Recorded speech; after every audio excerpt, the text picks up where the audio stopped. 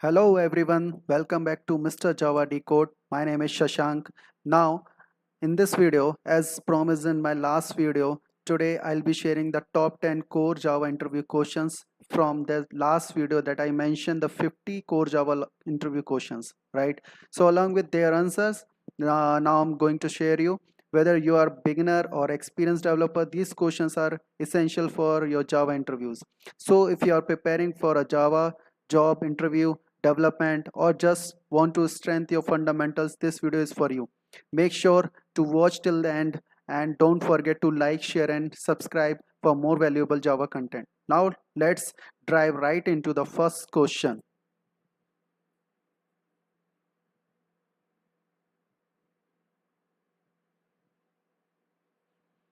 Core Java interview question with the answers. I have prepared the good slides for you all. Now welcome to the Mr. Java Decode.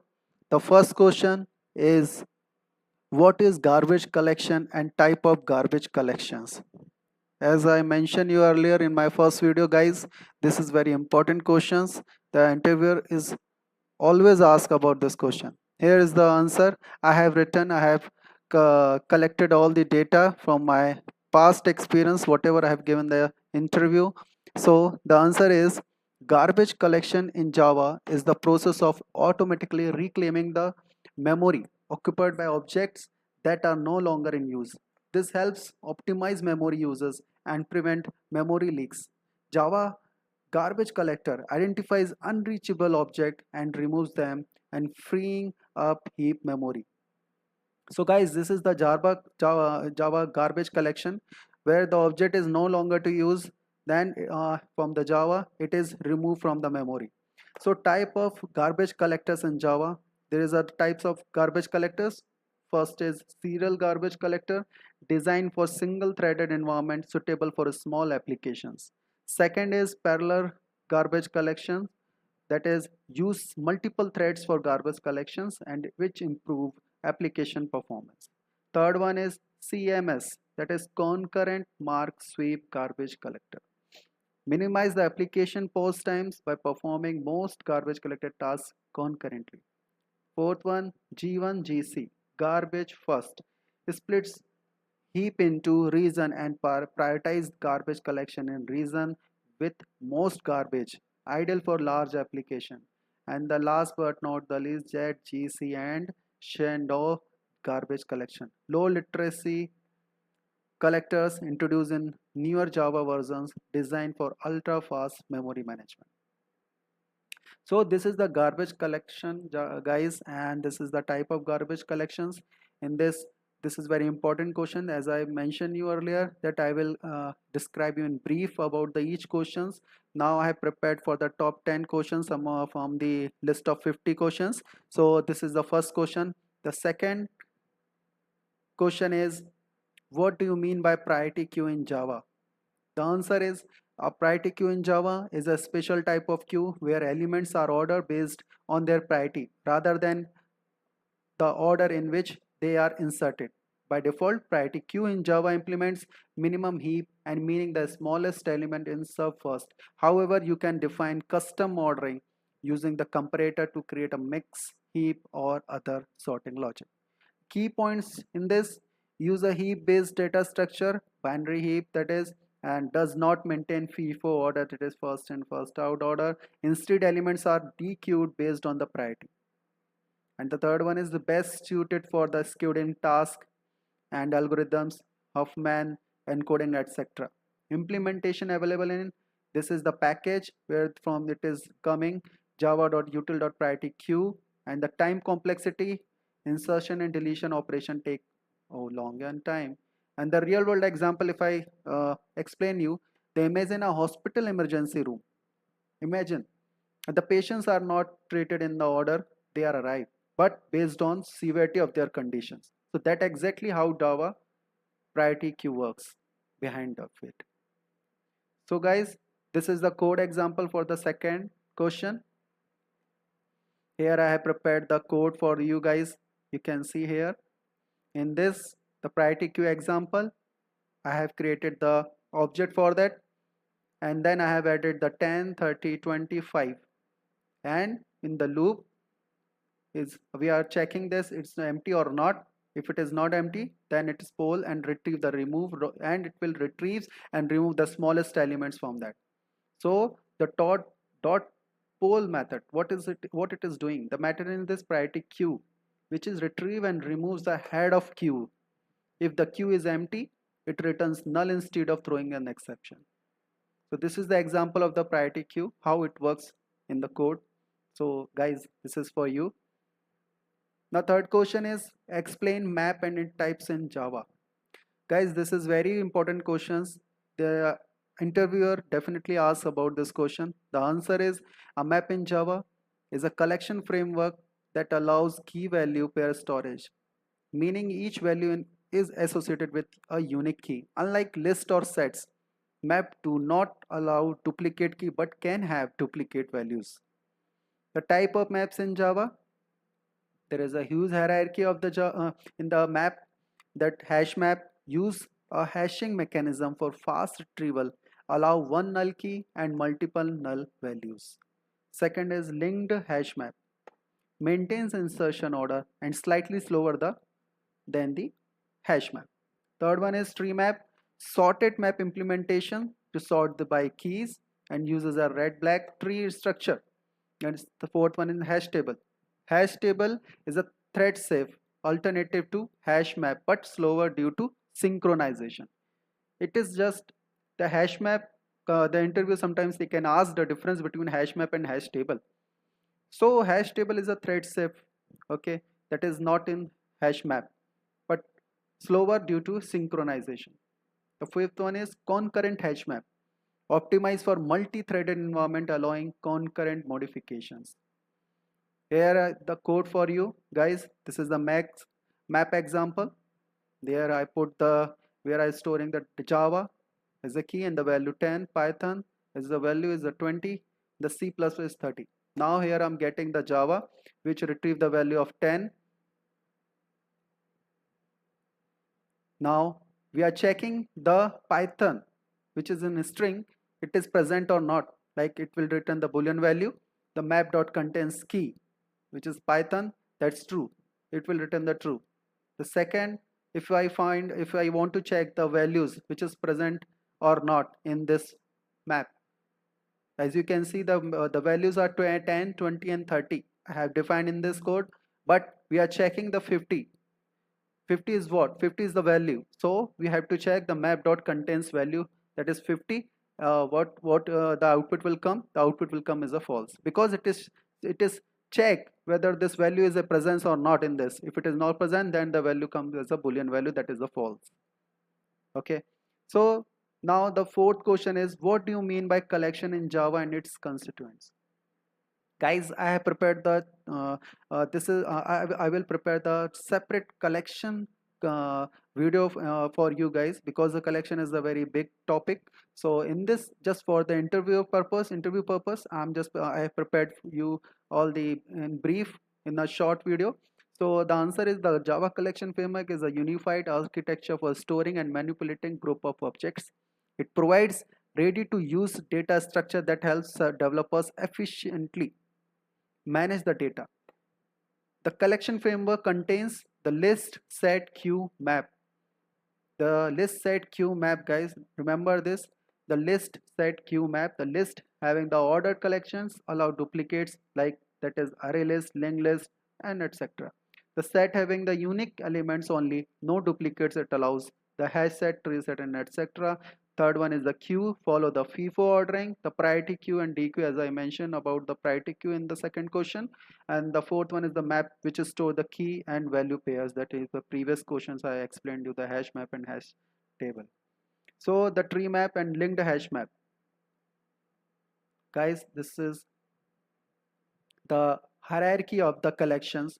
You can see here the red block and the green block. The red block which is representing the interface and the green block which is representing the class.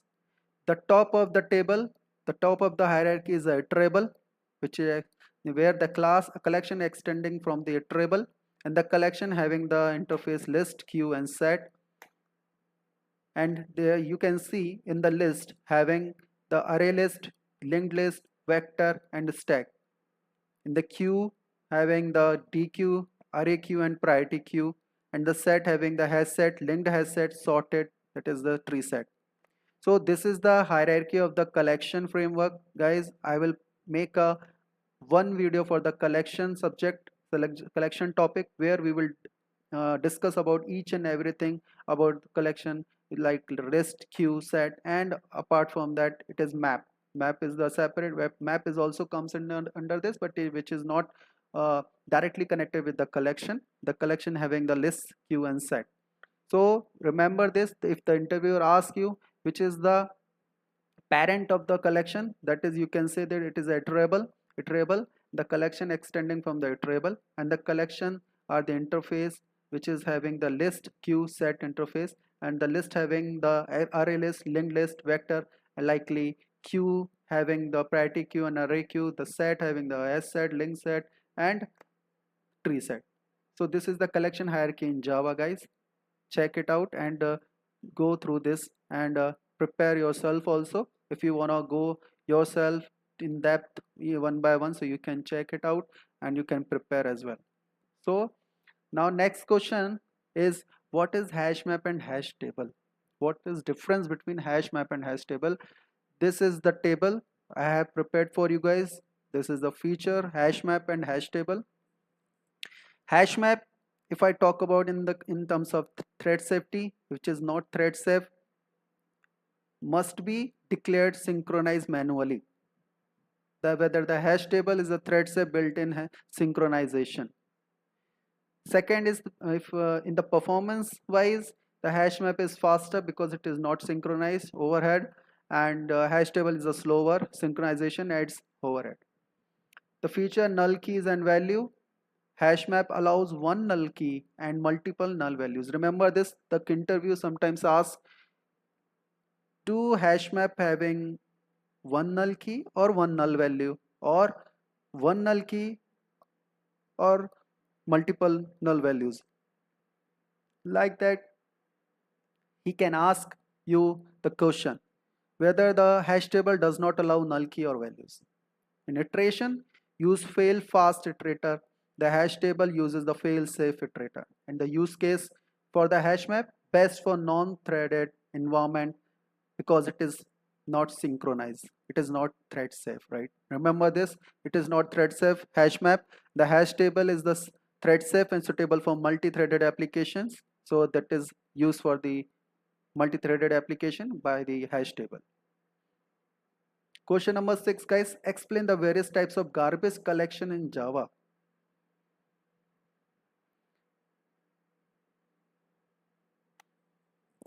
That I already told you about the garbage collection. The types of garbage collections I have shown you. This is the garbage collection, parallel garbage collections, concurrent mark sweep garbage collection, garbage first, and ZGC and Shando garbage collection. That already I explained you in the first questions, guys. This is the same, but in this case, the seventh number question is, the question number 7 is, what is set in Java? Explain types in Java collections. Guys, all questions, whatever I'm showing you here, the top 10 questions I have faced in multiple interview questions. So like that, I have prepared all the questions in a one sheet that is showing right now. So what is set in Java? The set in Java are part of collection framework and represent a group of unique elements. Unlike list, set do not allow duplicate values. Remember this, set do not allow duplicate values. It is widely used when we need to store distinct value like username, IDs, unique configurations. Because the username can't be duplicate, right? The ID can't be duplicate. The unique configuration purpose, we are widely using this set. So type of set in Java collections, that is hash set, linked hash set, tree set. The hash set is uses to hashing mechanism, does not maintain insertion order, allows null values. Hash set allows the null value, and there is no insertion order. And linked hash set maintain insertion order while ensuring the uniqueness. And tree set store the elements in sorted order, does not allow null values. If you are putting null values in this, it will not, it will throw you the error on this. This is the hierarchy of the set. See this, guys. Set is interface having the hash set, linked hash set, and tree set. Question number 7 code is this. I have prepared the set example. In this, I have created the set which is having the integer and the set having the new hash set. Right now, we are adding the set having the method, that is the add method, set dot add. We are adding the values 10, 20, and again 10. Remember, this set will be ignored. Duplicate value will be ignored in this. So set dot add, if we are putting the set dot add again 20, it will not count. It will not show that value. So if we are adding the null value, allowed in hash set, not in set. So system.out.println, we are putting the set in this. Now optional, null 10, 20, unordered. You see, we are putting 10 first, 20, 10, and null. The 10 is coming twice, so it is ignoring this 10 value twice. It is showing in the one time, but the order, you see the null is, we are putting the null in the last, but it is coming in output as a first one. So the order is not sorted, means like order is not in order enough, arranging in a ascending order, it is like unordered like that. So set, if we are using the tree set in this, we are using the tree set in this, then we are putting the set inside the tree set.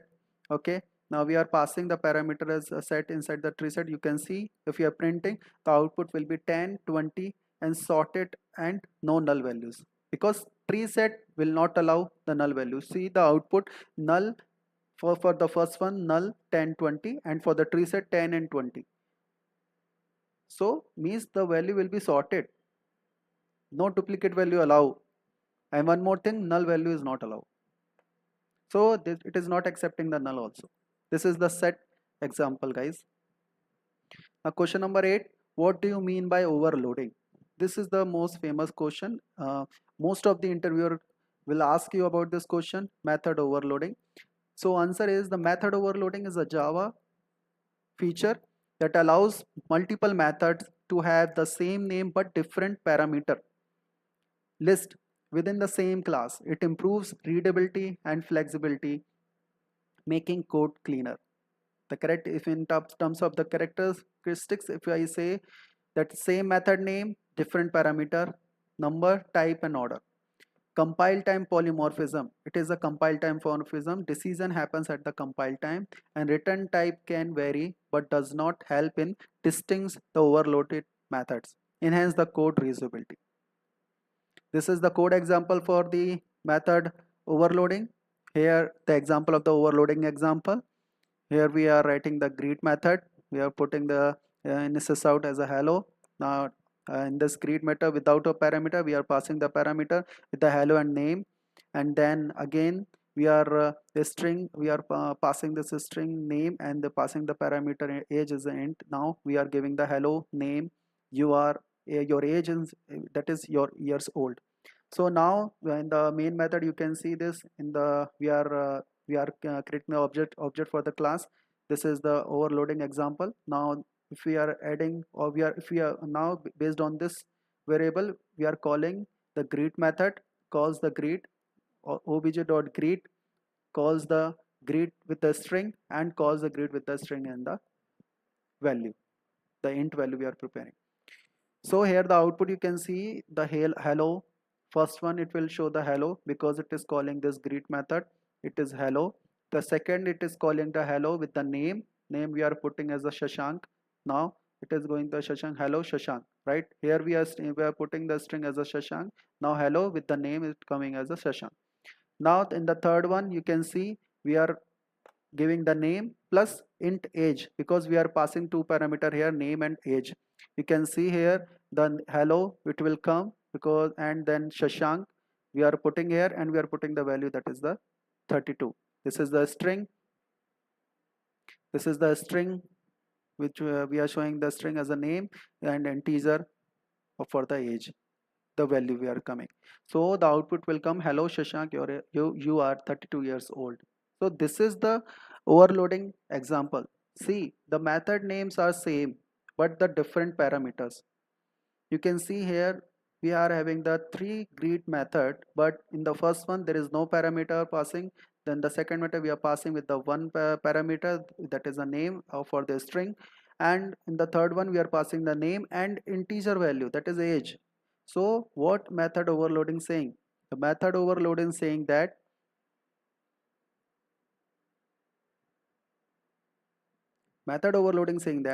multiples method, that remember that greet method, multiple we are having the three greet method to have the same name but different parameter within the same class.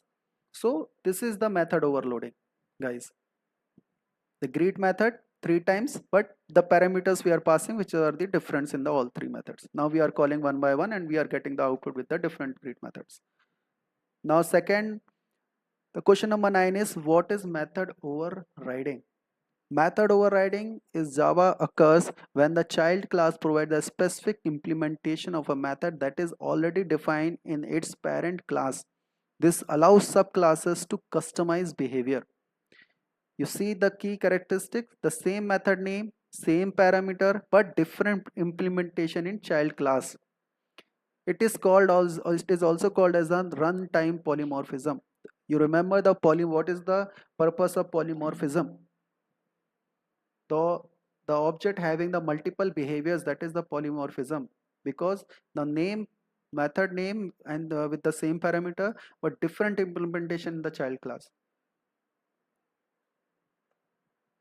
Suppose there is a shape class. The shape can be circular, shape can be triangle, shape can be square. So shape is a one object. The shape, we can create a shape like a circular, we can create a shape as a square, we can create a shape as a triangle.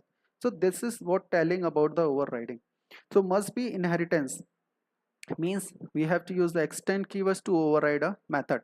The overridden method is in child class cannot have a stricter access, means like it does not having the access modifier than the parent class method, means must we have to use the override annotation to avoid the accidental error. We have to mention the override annotations. You can see in the next slide, I prepare the code for that. Here you can see the parent class is there, which are having the show method, parent class method. We are printing the parent class method inside the show method. Now the child class. The child class extend the property of the parent class, because the show method, child also can use the show method by overriding the parent class method. So for that what he does, the child will use the override method, override annotation. With this annotations, he does not require to write and all everything. The void show method it will override into the child class, which is extending the property from the parent class by using the extend keywords. Now here the child class overridden method. Now he can write that the sysout, inside the sysout child class overridden method is calling. Now in main method, now we are calling this main method. In this we are creating the object for the child, which is referring the parent object. Okay, with this object we can call the show method to calls overridden methods in child class. So output will come child class overridden method, because this child class overridden the parent class property. Remember, understand guys. So this child class we are creating the object for this child class, which is extending the properties from the parent and overridden the show method. In this show method we are writing this child class overridden method. So in the obj.show it will show only for the class overridden method in the child class. So output will come child class overridden method. So this is the overridden method overridden example. Now last but not the least, what is an object and what are its methods? Guys, this is very important questions. The interviewer sometimes asks about the what are the methods inside the object.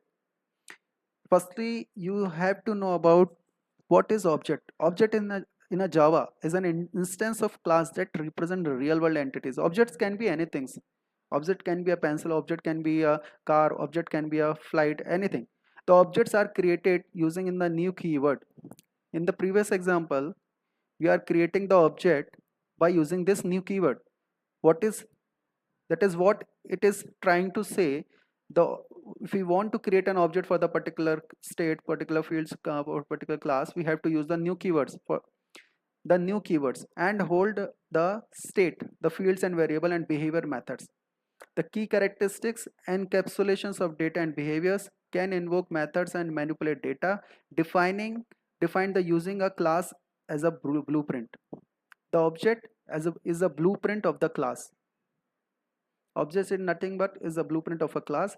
Here are the methods of the objects, which is coming from the java.lang.object class. See the guys, there are the 6 methods that I've written. First is toString method. First is toString method converts object into a readable string format. If we are not overriding the toString method, then we will get the hash code for the particular object. To understand in the readable format, we are overriding the toString method. So toString method converts the objects into a readable string format. This is what. Now the second is equals methods. In this equals methods, the objects passing the objects, see the objects, the check if two objects are equals. And third one, hash code. Hash code which returns the hash code for an object. In this first one, you see this toString converts objects into a readable string format. If we are not override to read the object, then hash code value will be shown. But in this hash code returns a unique hash code for an object. For each hash code having the for each object having the unique hash code. There is a Shashank, there is a Kapil, there is a Rohit. All 3 objects. If we are calling all 3 with the hash code method, all 3 having the different hash code. So that is what it is trying to say. This is the hash code. Means this is very important, guys, because this questions they can ask, and they can ask about the equals method also. They can ask the difference between equals method and double equals method. In this equals method, what it is explaining this? It is like it is defining the two objects are equals or not. So, and double equals, which is referring the memory of the objects, double equals method. So this is what actually. So like, so in the toString, by default it returns the hash code value. If we overridden then it returns the meaningful information for us in the toString. But in the equals method, the check if two objects are logically equals means usually overridden for value comparison. The third one is hash code. Returns an integer hash code used in hashing structure like hash map, hash set, etc. If equals method is overridden, hash code must also be overridden. That should be remember this, guys. The fourth one is get class. Return the runtime class informations. Means useful for reflection. Means if we want to know which class it is going to print, then we can use the for example, there is a obj dot get class method dot get name. We can get the name of the class, runtime information. Now fifth one is clone. Creating a copy or shallow copy of the current object. Means class must implement clonable interface. It comes under the clonable interface, guys. Remember the clone method in the clonable interface. We will discuss about this later in another video, upcoming videos. Now the sixth one is finalize method. Finalize, like called by the garbage collector before object is deleted. Used to release resources, but discourages due to the unpredictability. Better to use try with resources or explicit clean up the methods. So this is what the finalized method is called. Finalized method means the object is garbage collected. Called before an object is garbage collected means called by the garbage collector before object is deleted. In the try with resources, we have to so if we are giving the finalized method, then explicitly cleanup methods are coming. So guys, these are the top 10 uh, questions from the top 50 questions from the core Java interview that I prepared in the my first video. Guys, I request you all, please go through all these questions. Remember, I have explained briefly. If something is missing, so please comment below so that I can read and I can evaluate that, and I can add on something which I'm missing in this question. So as I told you now that this is the core Java interview question and answer. In this is my Mr. Java Decode channel. If you guys like my videos and all the contents in this videos, so please do like and subscribe and comment below. And definitely so in the next upcoming videos, I'm going to share you the another 10 question which I mentioned in the 50 question of the first video, that is going to be very useful to you to have the interview, to have the confidence. Guys, this is very important questions. Whatever I'm showing you here, the question, whatever the top 10, the priority queue, garbage collection, and the collection, guys, I will prepare the separate video for the collections, because it is a huge, the core Java we are having the multi-threading, we are having the collections. So for that separate the class is required. So I'm going to prepare all these things, and I will going to explain you one by one like this, in this with the example I have showed you. So please keep watching my videos and do like, and don't forget to subscribe my channel. Thank you so much guys, thank you for patience, and thank you for watching. Thank you so much.